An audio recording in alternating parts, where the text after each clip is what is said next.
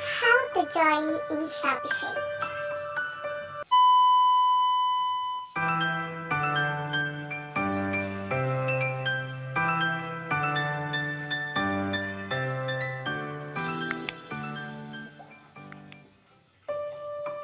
Kung hindi ka pa nakasubscribe sa channel ko, mag-subscribe na at i-hit ang notification bell para ma-notify ka sa mga susunod kong tutorial video. So yan, mag-open kayo sa app ng Shopee. Tapos, kailangan verified yung account nyo. Kailangan may email, password, at syempre dapat may number para matawagan kayo sa Wowowin. So, yan. Click nyo lang yan. Click nyo yan. Yung live on GMA Shopee SHAKE at 6 PM. Tapos, pindutin nyo tong Shopee SHAKE. Ayan. Tapos may lalabas dyan. Ayan. Waiting.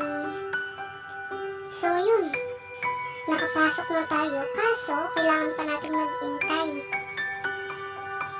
Ayan.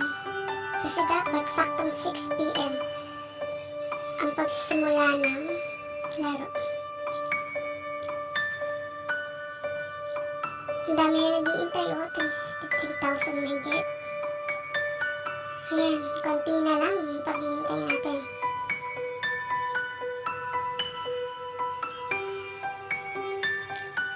Mag-intay-intay lang tayo. Tapos, kailangan bilisan nyo yung pag-shake-shake nyo at kailangan malakas yung internet. So, ayan na. Shake lang, shake. Ayan, shake, shake, shake.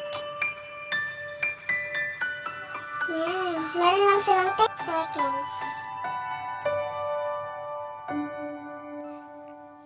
Ayan, time's up na. 10 seconds lang yung binigay nila para makapag-shake-shake ka. So yan, hindi tayo nanalo. 1.19 lang yung nakuha natin. Sana nakasunod kayo kung paano sumali sa Shopee SHAKE. Bye!